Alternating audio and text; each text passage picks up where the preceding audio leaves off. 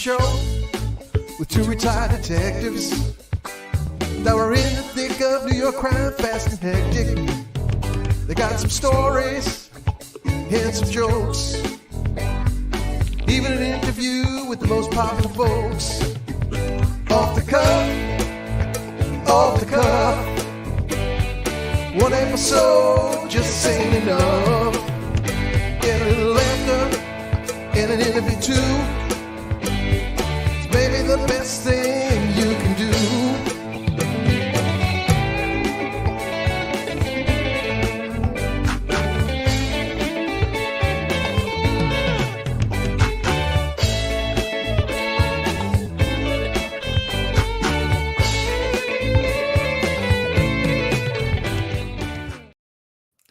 Hello, everyone, and welcome to Police Off the Cuff, Real Crime Stories.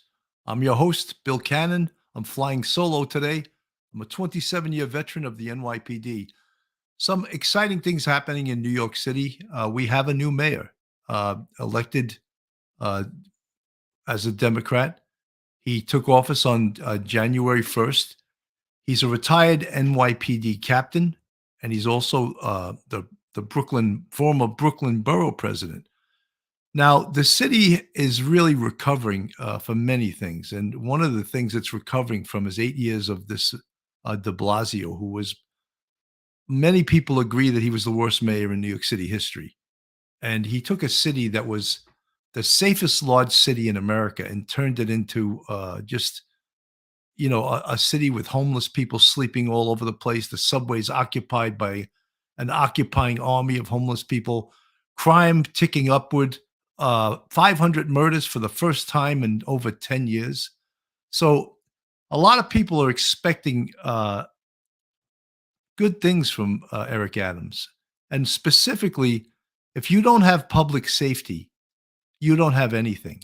And that's the most important thing. And Eric Adams, let's face it, he knows he was an NYPD officer for 20 years.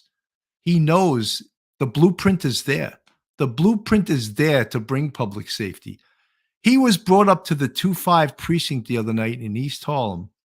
An officer working the Times Square detail he got off at 2:30 in the morning. He went back to his command, the 2-5 precinct on 119th Street, and there was no room in the dorm, so he chose to sleep in his car in the parking lot of the precinct. And someone fired a shot at the back window of his car, and it struck him in the head.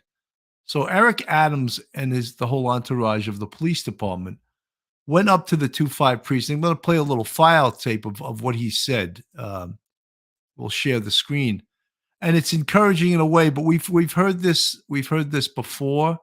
That public officials have promised us safety, and then they didn't deliver, but we're hoping that Eric Adams will deliver because he does know policing. He does know how to police this city and what's needed to make a safe city.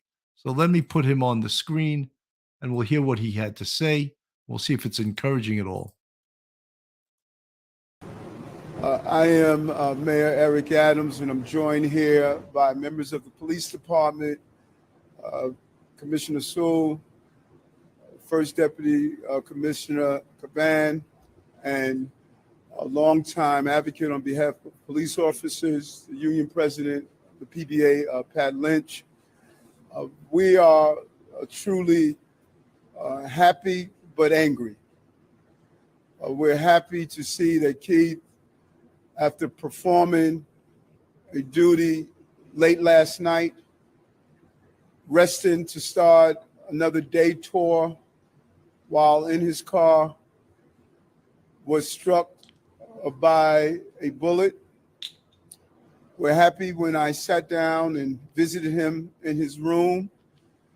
I reminded him that sometimes it's a good thing to have a hard head like Pat Lynch and Eric Adams, because the doctors did an amazing job, and we want to thank Dr. Sharma and Dr. Greenfield for doing an amazing job to ensure that this officer received the best medical care as possible.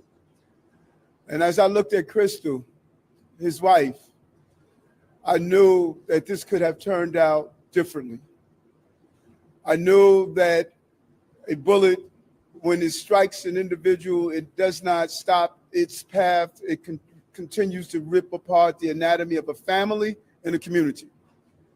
We must not only find the gun, but we must find the person who discharged the weapon, and we must find those who believe they're going to destroy our city with gun and gang violence. That is not going to happen. That bullet struck Keith, but it could have struck any person or individual that was walking through the streets. And I am clear on my mission to aggressively go after those who are carrying violent weapons in our city. And I'm going to be undetermined and aggressive by doing so. The commissioner and I and this team of law enforcement personnel across the city, mission one is to deal with the gun violence in our city. You don't start bringing in the new year with bringing in violence. It's unacceptable. And I made that clear on the campaign trail, and I'm going to live it out as the mayor of the city of New York. We will find those who are carrying guns, and we will make sure that they are removed off our streets. This is a horrendous act that took place. To have a shooting of this magnitude while resting to go back to perform duties to protect our city. And so I'm here with the department and the people of this city that are concerned about the overproliferation of guns in our city. We're tired of the continuous violence that are being perpetrated by a number of people who believe we're going to live in a state of disorder. We're not going backwards. We're not going to live in a state of violence, in a state that gun violence is a normality in the city of New York. And so I want to turn it over to the police. Tough talk, talk that we've wanted to hear, talk that has, under Mayor de Blasio, has just been a lot of rhetoric and no action. Now, if Eric Adams is really serious about combating gun crime, there's many things that he has to do. Number one, he has to bring back plainclothes units, anti-crime. He's talking about a plainclothes gun unit. There's a first step. We definitely need that. And what we also need is we need a mayor that backs up the police. Now, Eric Adams is a smooth talker. You heard him talk there. He's promising this. He's promising a safe city. He's promising going after the thugs that are carrying guns. He's promising going after gun crime. He was I believe he started out in transit. I don't think he was ever an active street cop. I think he was more of he started an activist unit when he was on the police department called 100 Blacks in Law Enforcement Who Care. So he was an activist. However, he did do 20 years on the police department, and he knows how the machine works. And he knows for the NYPD to work, people have to support the NYPD. And the politicians have to allow the NYPD to do their job. What does that mean? One of the things it means is that you got to bring back and back up officers that do stop, question, and frisk. The only way to get guns off the street is through stop, question, and frisk. You can't just give lip service that, oh, we're going to get those guns off the street through search warrants. How are you going to do it? You got to stop the people carrying the guns. In addition, you have to do car stops. And there's been some reports lately of they want to keep an ongoing record of who, almost like a stop, question, and frisk report on the numbers and the race and the ethnicity of the people and the sex of the people who've been stopped in these car stops. Is that encouraging officers to make car stops, or is that putting the onus on them that it's not what they observe, but it's going to be dealt with in a racial matter? Like how many white people have you stopped? How many black people have you stopped? The reason car stops are made and they escalate up to a point where an officer can do a search of a car, a search of an individual, is maybe they don't have a driver's license. Maybe they don't have insurance. Maybe they see something in the car that looks suspicious. That can all raise the ladder of suspicion. So the most important thing is you're talking tough, and we appreciate that. Tough talk. Bring it back. Bring back stop, question, and frisk. Bring back plainclothes units to get these guns off the street, and encourage proactive police work, not discourage it.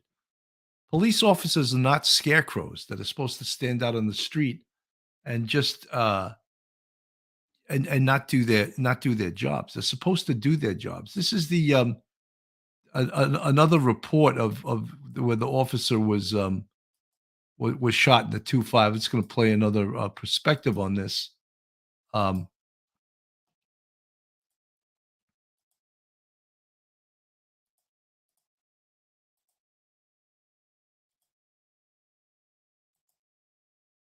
Told fortunately that officer is expected to make a full recovery. And as police search for the person responsible, our new city leaders are sending a strong message.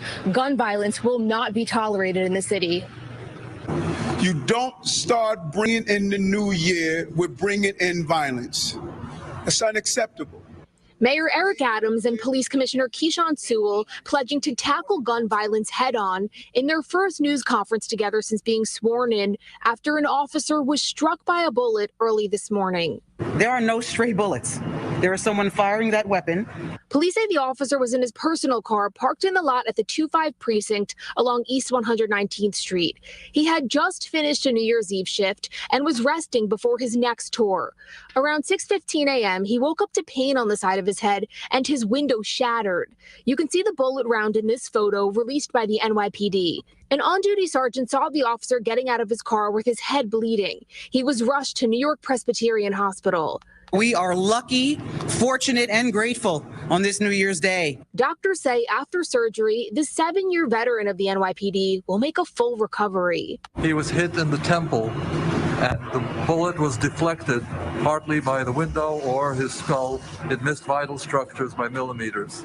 No officers heard the gunshots, but they're canvassing the area for evidence that could lead to the shooter. Meantime, the PBA president calling this an opportunity to sit down with new city leadership. Sit down and have real discussions on how we can solve these problems, not only for my members, but for each and every one of you in the neighborhoods as well. We will find those who are carrying guns, and we will make sure that they are removed off our streets. Police have not released the injured officer's name, but he was described as a married father of two. A $10,000 reward is being offered for any information that could help lead to an arrest. We're live in East Harlem. Again, a lot of tough talk, and we appreciate that, and we hope that it is followed through with. However, the biggest tough talk is that the officers need to be backed up by the administration. Yeah, for 8 years, they had this clown de Blasio, who was an anti-police mayor. I don't know how the powers that be, the police commissioner and the upper echelon of the NYPD worked with this guy, because he was clearly anti-police. The other thing that has to be tackled and has to be changed is some of the things that were passed by the state legislature regarding police reform. Bail reform has to be changed. It has to be addended to the point where a judge can use his discretion when someone's arrested multiple times, say for a firearm. That person should not be getting bail. There is no way on this earth that person should be getting bail, and it's a mockery for justice. It's a mockery for people that live in this city to be safe. And it's a mockery for police officers that arrest someone for a firearm, and then that same night, they're back out on the street. Just crazy. There needs to be mandatory, like Lieutenant Pete from Harlem Raiders, Lieutenant Pete 3232 and street crime fame. There needs to be teeth in the law. And the problem with this is the politicians can talk all they want about being tough, but at the same time, we have a district attorney coming in who's saying he's not going to prosecute for numerous crimes. What message does that send? If you're not going to prosecute, for example, for low-level crimes. For you folks that don't know the history of New York City, and the history of broken windows policing and the history of Comstat, in 30 years, New York City lowered its crime rate for the 7 major crimes 70%, 70%.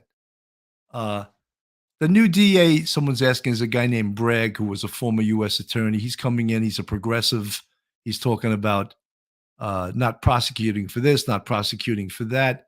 The new thing is treatment, something called diversion, where instead of people getting punished and going to jail or to prison, they put them in these programs, drug rehab, psychological services. They pour the money into violence interrupters, social workers, not police. The police in New York City, if you recall, has been defunded to the tune of $1 billion. You didn't notice that because they did a lot of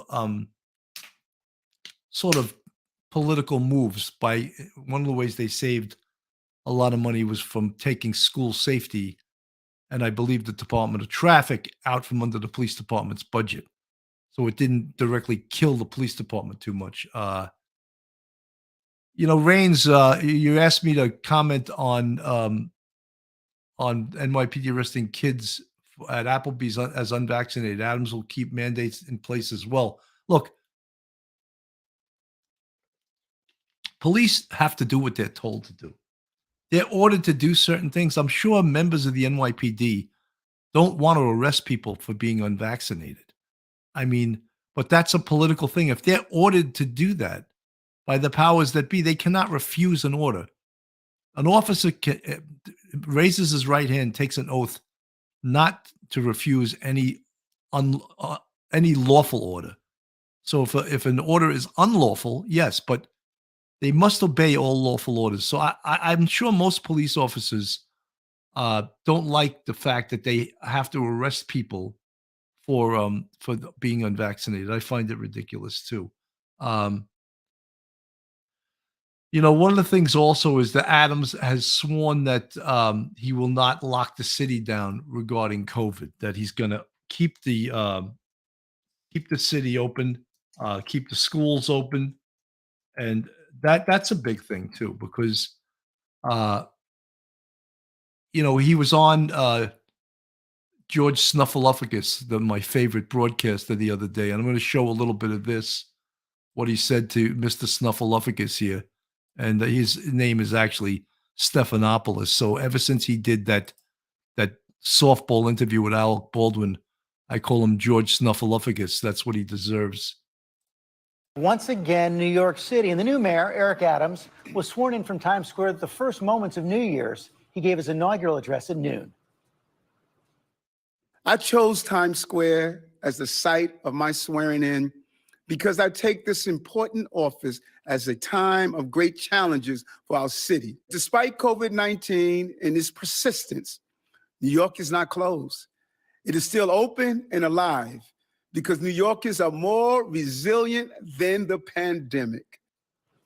And Mayor Adams joins us now. Mayor, thank you for joining us this morning. Good, George. Good to see you. I know you were planning on riding a city bike in. Is that how you got here? Yes, I did. And I enjoyed the ride. I'm glad you did. Let's talk about the challenges ahead for you right now. I know you said you wanted New York to be the center of the universe, not the center of the epidemic right now. Are you confident you can follow through on your pledge to keep the city up and running despite this surge in cases? Well, COVID is a formidable opponent, and it continues to evolve. And we must pivot and evolve with it. But you can't do it viewing yourself from in the crisis. We have to see ourselves past the crisis. If we close down our city, it is as dangerous as COVID. That's what our focus must be. So that proper balance of safety, keeping our economy operated is going to allow us to get through this. Nobody wants to close down, but right now the city's operating pretty much at half speed, according to the New York Times. Subway lines are closed. We have staffing shortages of fire and police. Testing centers are short on staff as well. How do we get back to normal? Can we get back to normal with all these shortages? Well, you said something very interesting. Subway lines are closed, not the subway system. I took the train in on Saturday. So we are pivoting based on where the urgency is located. This is smart the way we're doing it. We're not taking a one size fits all. We're thinking about it, making the right moves and decisions. I was with my police commissioner yesterday. We have about a 20% sick rate. But now we have officers coming back after the 5 days. So we're doing an amazing job of shifting the way the virus is causing us to do so. New York's at the epicenter right now. How close are we to the peak? Don't know that. If I knew that, I'd be a billionaire. I'm unclear, but we can't live through variants. We spent $11 trillion on COVID, and we don't have another $11 trillion. So our lives can't be based on what's the new variant. No, we have to figure out how do we adjust. And I say to those who are not vaccinated, stop it. It's time to get vaccinated. It's time to have the booster shots. You're endangering yourselves, and you're endangering the public and your family as well. New York City schools are going to open this week. Talk to parents about what they can expect. What do you say to those parents who fear sending their children back? I say to them, fear not sending them back. The stats are clear. The safest place for children is inside a school. The numbers of transmissions are low. Your children is in a safe space to learn and continue to thrive. We lost almost 2 years of education. George, we can't do it again. And so I say to them, we're going to create a safe environment with testing. We're going to identify the children that are exposed. We're going to remove them from that environment. The numbers show the mere fact that a child is exposed in a classroom does not mean that an entire classroom is exposed. We just have to be smarter and thoughtful to keep our cities safe and operating. Some cities like Boston are requiring tests before the students go back. Why not do that? It's a good idea. And I believe that the governor has the power to do mandatory testing. And I'm going to operate within the tools that I have available to me. And I think that would be a great idea. But unfortunately, the governor made the decision, and I'm going to follow the governor. We're going to be partners on this to make sure we make our school system safe. You're keeping Mayor de Blasio's vaccine mandate in place for private employers. Will you require teachers, police officers, other city workers to get a booster shot? That's our next move and decision. We're going to examine the numbers. If we feel we have to get to the place of making that mandatory, we're going to do that. But we're encouraging them to do it now. I took my booster shots, and every time I look at the numbers, I'm happy. And you know what the message is also, George? It's not only about, is it going to prevent you from getting COVID? Because that's what people are saying. I got it and I have my booster shot. No, it's going to prevent you from dying. It's going to alleviate the possibility of you being hospitalized, going on a ventilator. The goal is to build up your immune system, and the booster shot is going to do that. The numbers are clear. Look at those who are not vaccinated, they're sky high. Numbers who are, they are at a moderate level. That's what we must focus on. Your number one challenge during the campaign, your number one message during the campaign was to get crime under control. That was your number one promise, 500 murders in New York City in the last year. And the challenge you faced was pretty apparent on your first day. You had to make a 911 call from the subway over a fight. You had to pay a visit to a police officer who was shot. That's the personal touch. But what's the plan? Oh, we have a good plan. We have a good police commissioner. She's in now doing a real analysis to have the right balance, because the balance is not just heavy-handed policing. It's public safety and justice. What we do long-term and what we do right now. We're going to go after gangs. We're going to take down some of the large gangs in our city. Whenever you see a shooting take place, look at the next line, gang-related. We're going to zero in on gangs. We're going to reinstitute a plainclothes anti-gun unit and zero in on those guns. The other 2 days ago, we took 7 guns off the street in the Bronx with an amazing team of officers there. And so we're going to refocus on those who are carrying guns and violent crimes in our city and turn around this city. It's going to be a safe place. I say all the time, the prerequisite to prosperity is public safety and justice. My city is going to be safe. Let's talk. You know, he talks a good game. He really does. He talks a good story. He's well rehearsed. But the point is, you don't think the prior administration, at least the police administration, knew what they were doing? They knew how to get guns off the street. They knew how to arrest gang members. Of course, they knew how to do this. This blueprint was put in play 30 years ago. The Comstat blueprint, the broken windows policing blueprint. Now they're not reinventing the wheel. Trust me. But when Comstat was first implemented in the 90s, everyone had to be on board, which means the district attorney's office had to be on board. Parole had to be on board. Probation had to be on board. Rikers Island had to be on board to cooperate with the police in investigations. all arms of the Criminal Justice Bureau had to be on board. That's not the case right now. You have a district attorney who's already going in there, Alvin Bragg, saying he's not going to prosecute certain crimes. How do people get arrested for guns in this city and wind up back out on the street? That's not okay. He's not talking about that, though. He's talking about going after gangs. Yes, the prior administration did that too, and they received a lot of grief for doing that. There was a case, I wish I had the video right now, where the warrant squad was out on the street and they made an arrest, which was a beautiful textbook arrest. And the whole thing was videotaped. And, they were criticized by de Blasio. You cannot have a mayor like that criticizes the police for the work they do and have them still do that kind of work. It cannot happen. And, he keeps talking about gangs. Yes, gangs are a big part of the gun problem and a big part of the shootings. This is what Eric Adams looked like when he was an NYPD captain. Which, let's face it, he was not a proactive officer. I think he made about 12 arrests in his entire career. But however, he made it to captain, so he must be pretty smart. He passed 3 tests, right? He understands the inner workings of the NYPD. He understands the politics of the NYPD. He understands how the machine works. And as you could see, he's been the Brooklyn Borough president for several years. So he has quite a bit of experience public speaking, quite a bit of experience dealing with the powers that be, quite a bit of experience dealing with the city council, knowing who his friends and who his enemies are.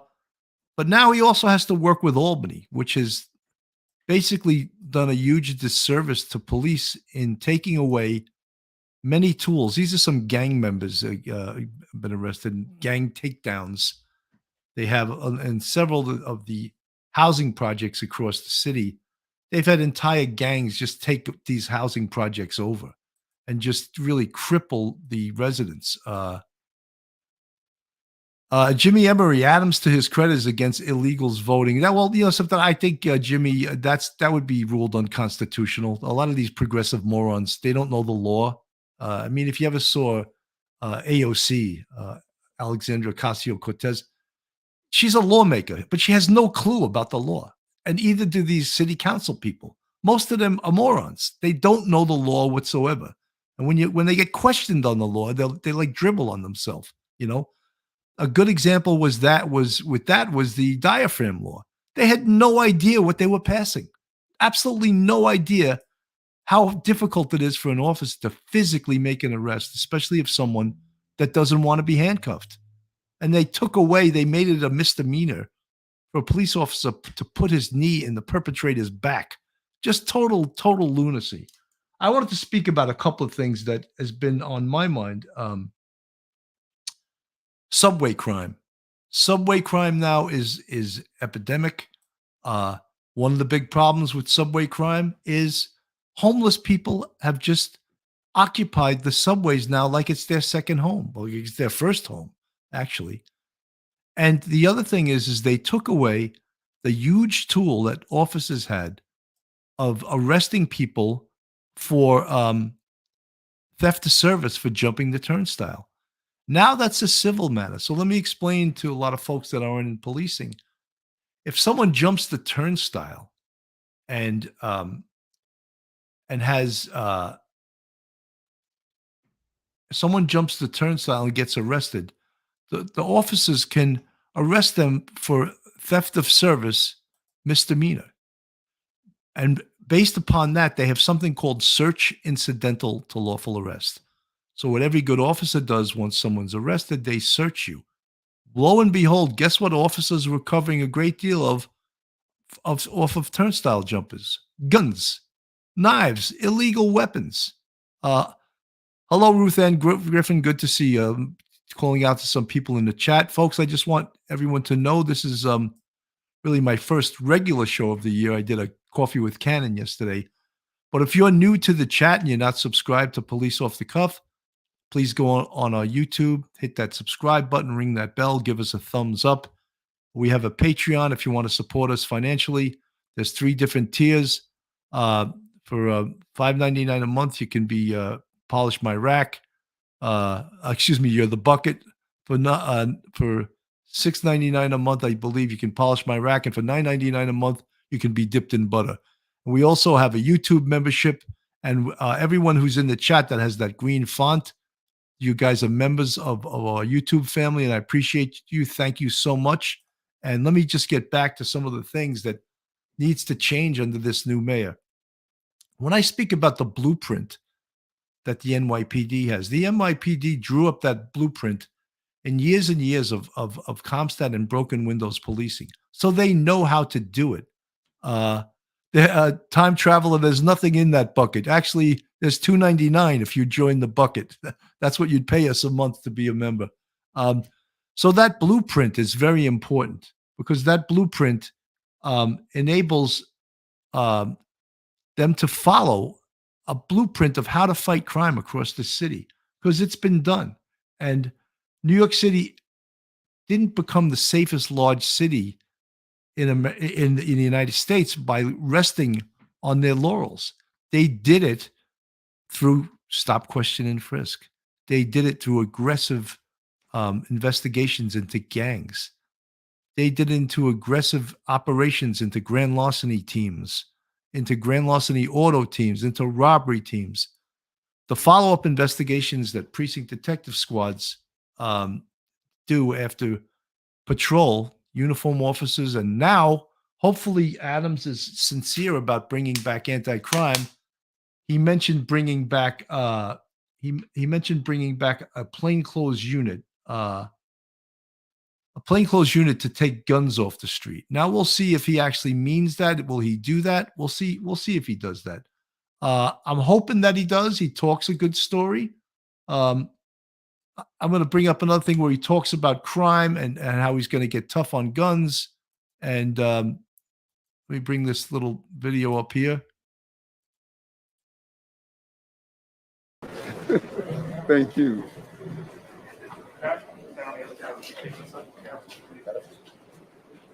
Of a significant visit for this historical journey than coming here to the 103rd precinct.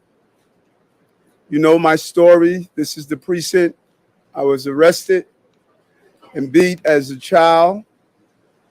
And to return here and address a roll call with a group of mainly young officers and send a very clear and loud message. The commissioner and the deputy commissioner and I want to tell our police officers we have their backs. We have their backs to do their job. But there is a covenant that we are establishing. We're establishing this covenant where we would give them the tools and the support that they need. But we are also going to hold them to a high standard. We are not allowing abusive officers to remain among our ranks. Not only was I a captain in the police department, but my brother was a sergeant, and several of my first cousins followed me in. We know how difficult the job is. And we know there's a noise out there that you can't have public safety and justice. They are wrong. And we are going to prove them that they are wrong. The overwhelming number of New Yorkers, they want to see their police. They want their police to be part of their communities. The XO shared with us the amazing NCO officers and what is considered the 40 projects area and how well they are doing. That is the qualitative form of policing we are going to develop. We're going to incentivize promotions based on those officers that are not only good crime fighters, but good crime preventers, something you don't hear about often. But we also have this amazing partnership with the new Councilwoman Williams, who clearly will bring the balance in the conversation and make sure that we reach the standard that we're supposed to.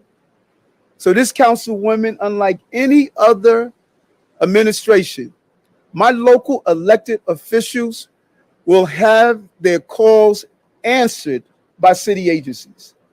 When this councilwoman calls this XO will get back to her. When this councilwoman calls the chancellor, his team will get back to her. I'm going to empower my local electeds because they're closest to the problems. Nothing personifies that more than the police and local electeds relationships and how we create the partnership that I talked about on the campaign trail. This is a great moment for our city. This is a pivotal moment for our city as we battle COVID, as we battle crime, as we battle economy. There are people who have given up on New York. Well, I have something for you. Don't ever count our city out. We're on our way back, and we're back stronger, more equitable, and we're going to be a safe city to raise children and families. And so today is an important moment for me as I finally leave the demon right here on these streets, no longer living the trauma I experienced in this precinct, but back as the mayor in charge of the entire police department. And I made the right decision for a police commissioner. She made the right decision for a first deputy commissioner. And we're going to continue to build the right team to build that symbiotic relationship that all of us knew was possible. And we're going to reach the point to implement and carry it out. And so we have a lot of work to do. So we'll answer a few questions so we can get back to the job of making this city thrive again. So, folks, you see, he speaks well. He's got some good ideas. You know, there were 10 Democratic candidates for mayor, and most of them were horrendous. I mean, I'm not a big fan of Eric Adams, and I hope that he surprises me and really makes me rethink who he is. But I think that he look, the best way to judge someone is by their past behavior. Let's see what his future behavior is like. He talks a lot community policing. He talks a lot about getting tough on crime. He talks a lot about bringing the city back.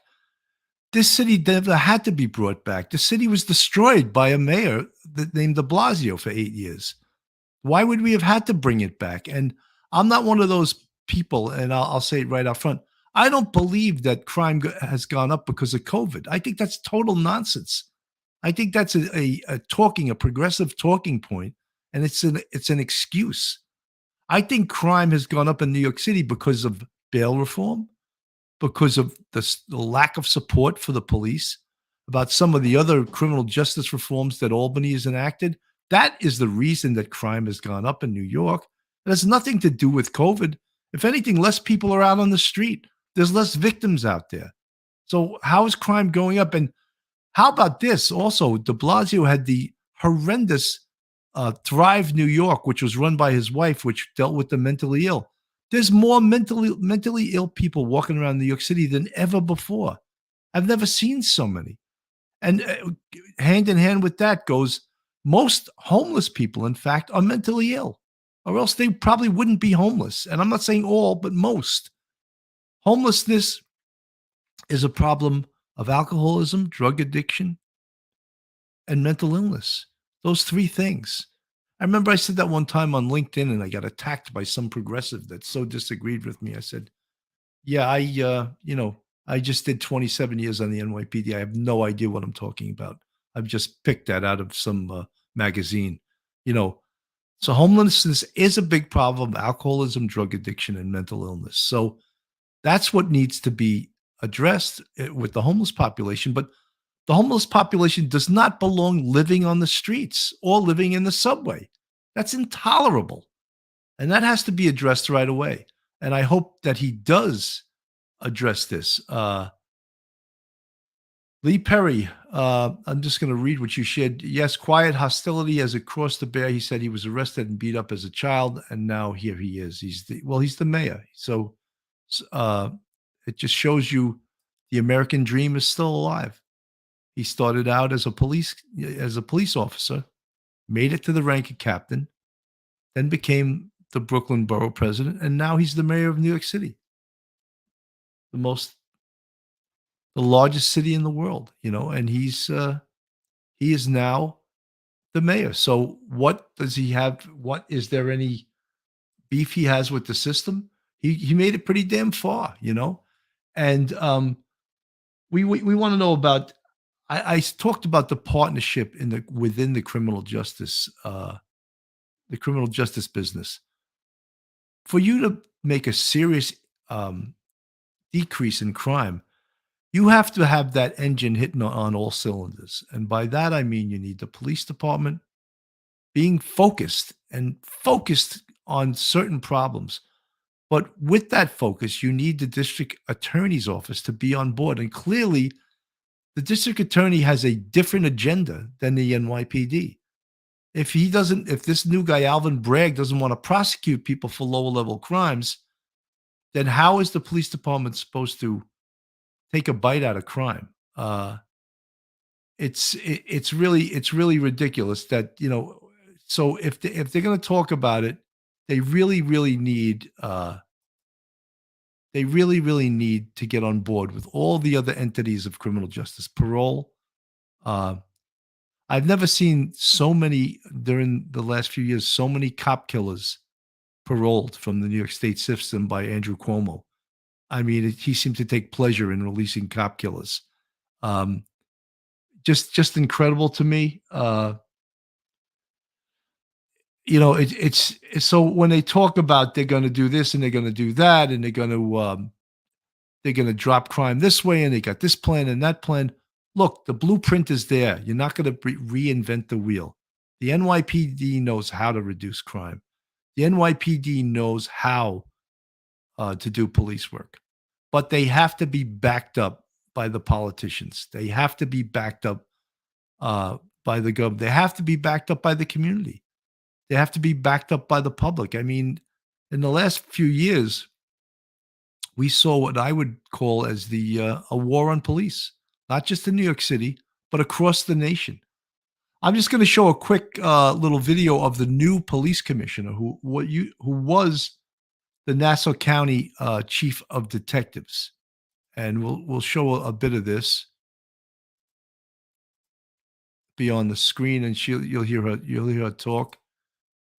Here we go.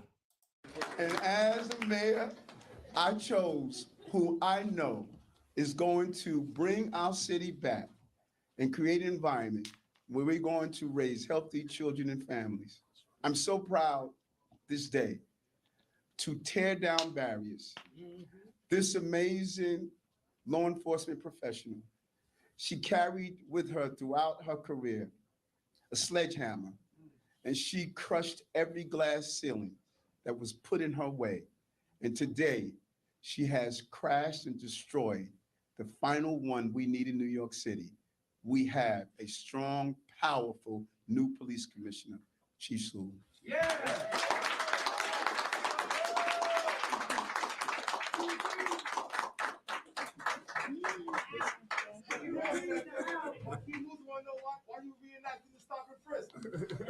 Oh. Good morning. Thank you, Mayor-elect Adams. It is truly an honor to be here with you today. Your personal story and message motivates me as we endeavor to provide New Yorkers with the public safety they need and the justice they deserve. I stand here today because a man boldly and unapologetically made a decision well before his monumental and successful election. A decision that gave women in policing across this country an opportunity, not a favor, but a chance to work with him, the citizens, and the finest, most storied police department in the world to make New York City a safer city, a more inclusive city, where the community feels connected, heard, and served, no matter where they live or work. Queensbridge Houses is part of my story. I wish my parents were here to point out the building and the apartment where they began to give me a strong sense of purpose, commitment, and confidence. To all the little girls within the sound of my voice, there is nothing you can't do and no one you can't become. I want to thank my family and friends, and pointedly the extraordinary men and women of the Nassau County Police Department, who I have been fortunate enough to be inspired by, taught by, and served with for close to 25 years. You are exceptional, and I am forever grateful. In this city, in this moment, I have come full circle, and it is with a humble heart and clear eyes about the task and challenges ahead that I accept the position of New York City Police Commissioner.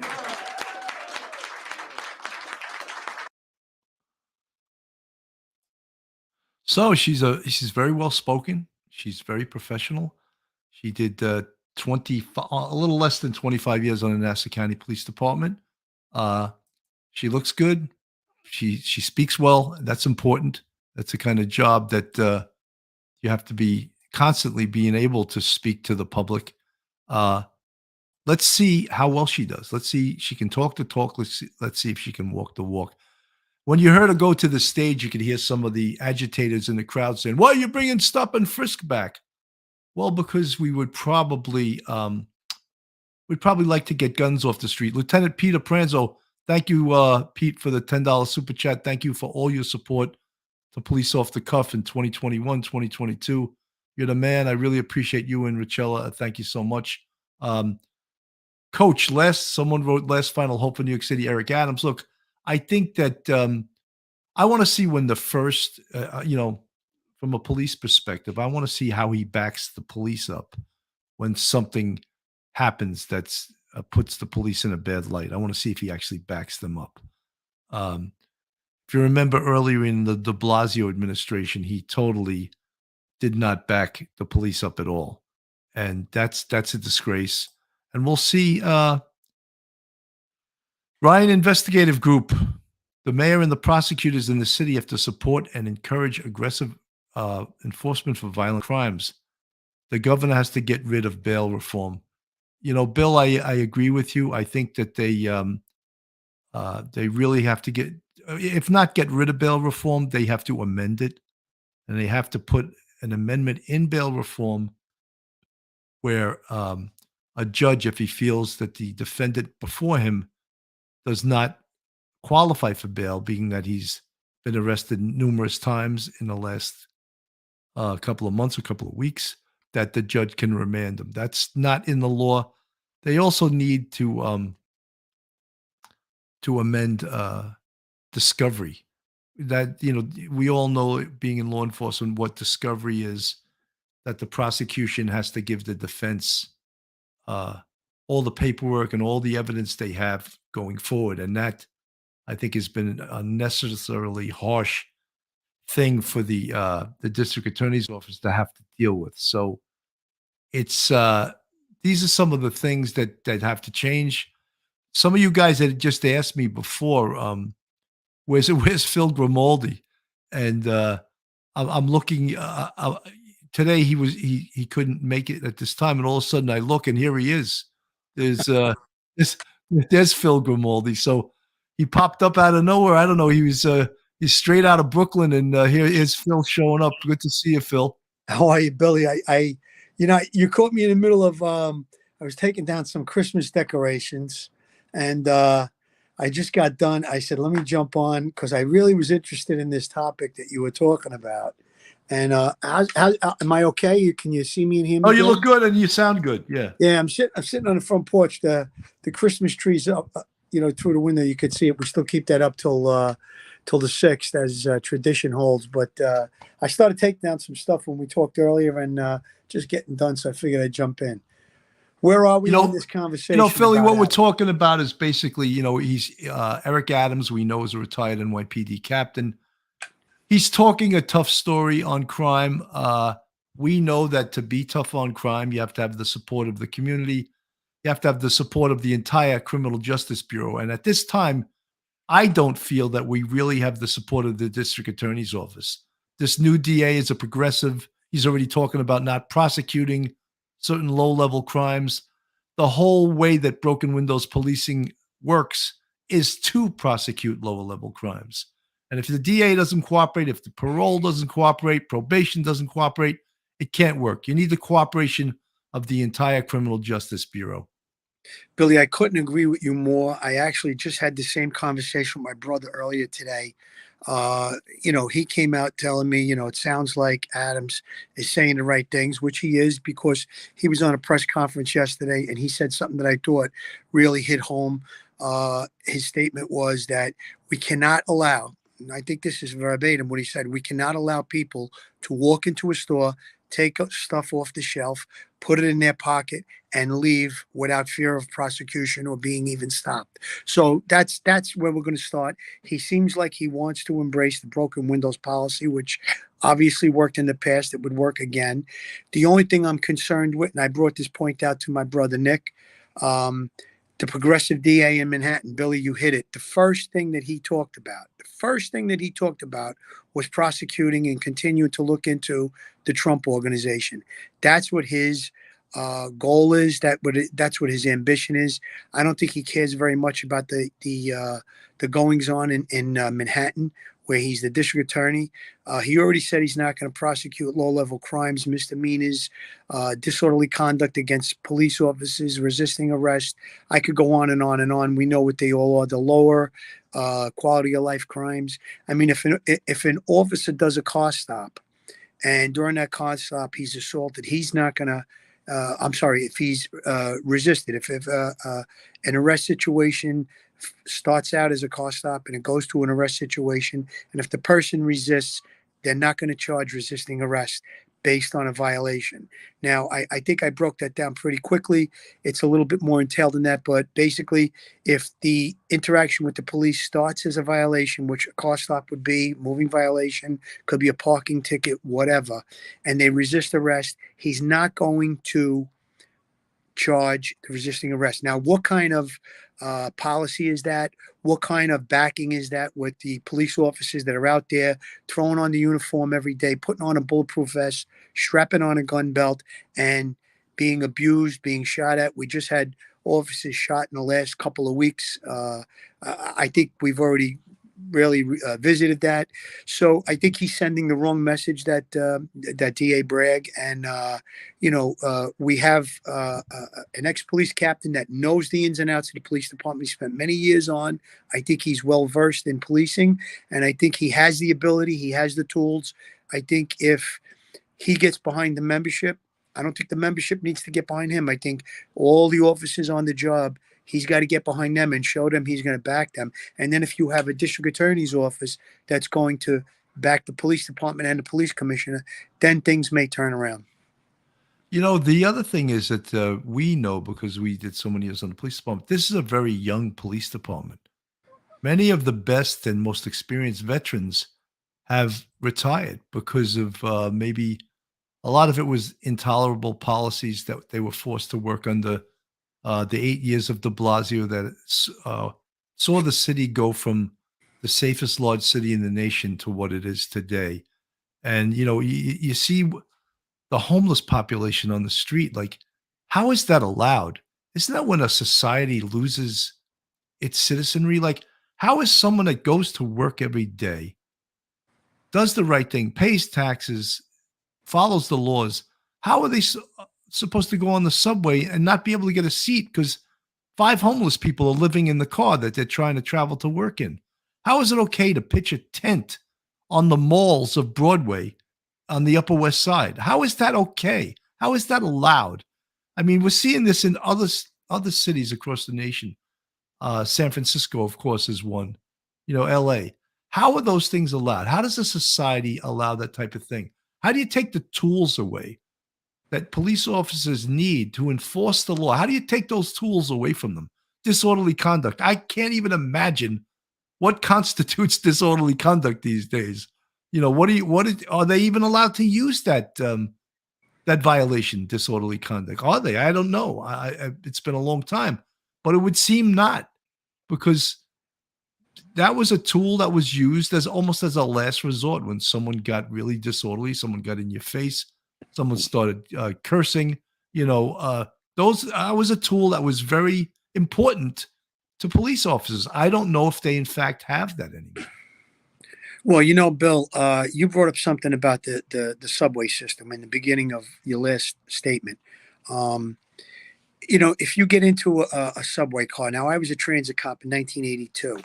I feel like what happened in 82 is going on today, where the homeless have taken over the subway system. Now, I've been on subway cars where walking through the train, walking from one subway car to the next. And the minute I opened the door, the smell, the stench hit me in the face so hard, it actually made my eyes tear. You actually could not be in the same subway car as that homeless person that obviously had psychological issues. They hadn't bathed in God knows how long. So now you have people that are trying to get to work. We're going through a pandemic. Bad enough you have the worry of COVID lurking on your shoulder. You have to wear a mask. You have to be vaccinated. Somebody sneezes, you got to run.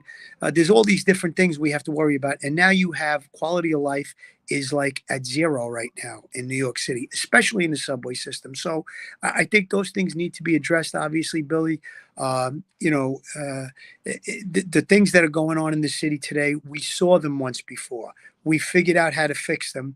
We can do it again. We just need to implement the right policies, the right practices, and we need to let the police officers do their job. We need to back the people in the city, back the police officers in the city, in the department, and we need to back the police commissioner. We need to back the mayor, and we need the district attorney's office to be on board as well. I'm going to stress that as much as I can.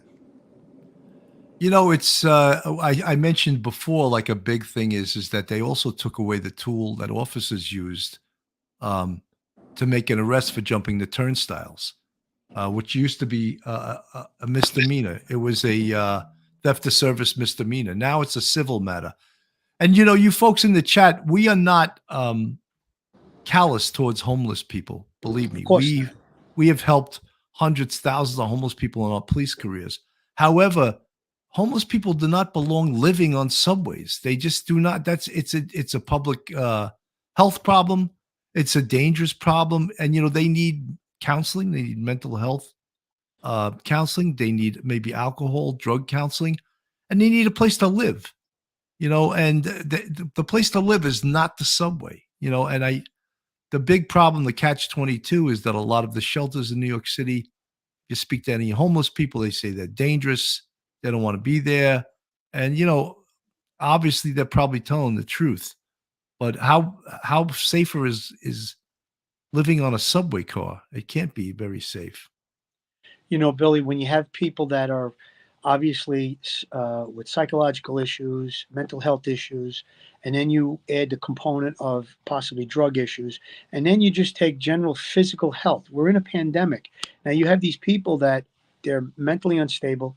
They're physically maybe addicted to drugs, and then they're also physically not healthy because of, let's say, they could have underlying conditions or even COVID. Now you put all of those components together and then you throw it into the subway system. And this is why people are being thrown onto the tracks. This is why people are being slashed.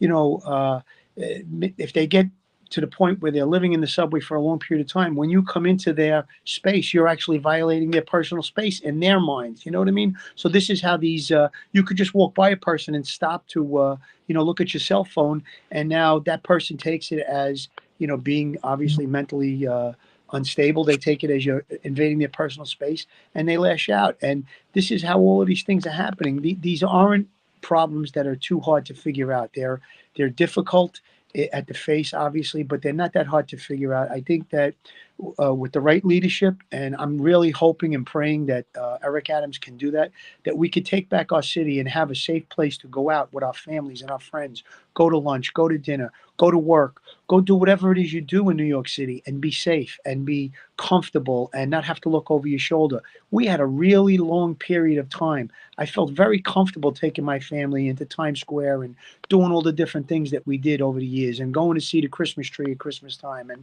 going into the city just to have a dinner and see a show. I don't feel comfortable doing that anymore, Billy. And it's really a shame because we have, they call New York City the Mecca of the world, the heart of the world, or whatever you want to call it. It's New York. It's Times Square, and it's something that is really enjoyable. It's something that it's precious, and we're letting it just slip back to the 70s and the 80s, and pimps and prostitutes and drugs and homelessness, and we really could turn it around, and I think we're going to. I just hope that it's only a day or two. Obviously, we can't rate what the mayor's done so far. It's only a day or two, but let's give him our support. Let's try and get behind him. He gets behind us, and hopefully we can turn things around. 100%. Michael Marcasilli, thank you so much for the $5 super chat. He says, always a great show. Thank you for your support. Phil, you hit it on the head. I mean, just think of the amount of mentally ill people in the subway. And you mentioned people getting pushed on the tracks. You get pushed on the tracks and the train is coming. You are dead. You're a dead person. Keeping that in mind, this is a stabbing that occurred on the subway by a homeless person. Not even homeless, a mentally ill person. He's the hero who rushed in to stop a violent subway attack. The moment I saw the knife, I decided to run to that spot. The attack happened just after 10 p.m. at the Union Square substation, one of the busiest hubs for commuters and tourists in New York City. Surveillance video shows the suspect approaching the woman before grabbing her and pulling her from the edge of the platform. Her scream was alarming enough. It was a scream of terror. The Good Samaritan, Sean Conaboy, says the attacker quickly began slashing his 54-year-old victim. You can then see Conaboy rush in. He tackles the attacker as others join to help him hold him down until police arrive. I knew enough to know that as long as I keep him in front of me, face down on the platform, he's going to have a much harder time turning the knife on me. Conaboy is thankful he could help, but he says he worries about a recent spike in violence on the country's largest subway system. If it can happen to her, it can happen to you, and it can happen to me. The victim in this case was taken to the hospital to expect. Phil, we covered that story, as you remember, and that guy was what an amazing guy. And Absolutely. He got almost, other than the TV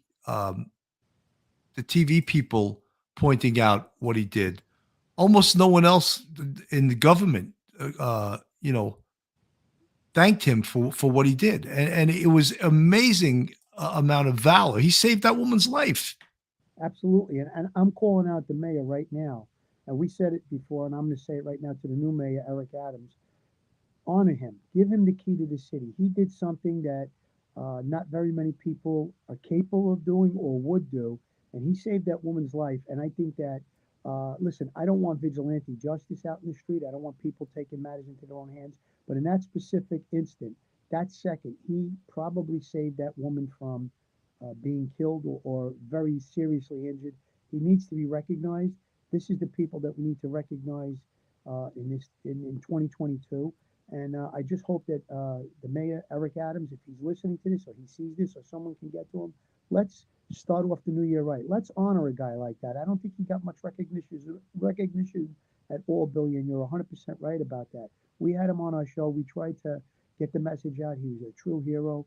And just one real quick thing about the homeless.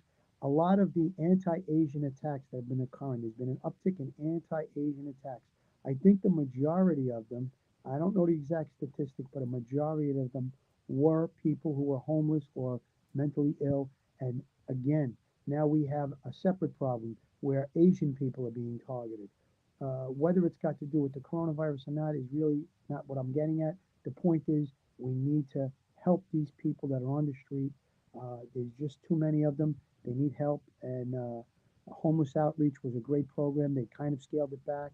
I hope that the new mayor will institute it and rev it up a little bit and start getting these people the help that they need.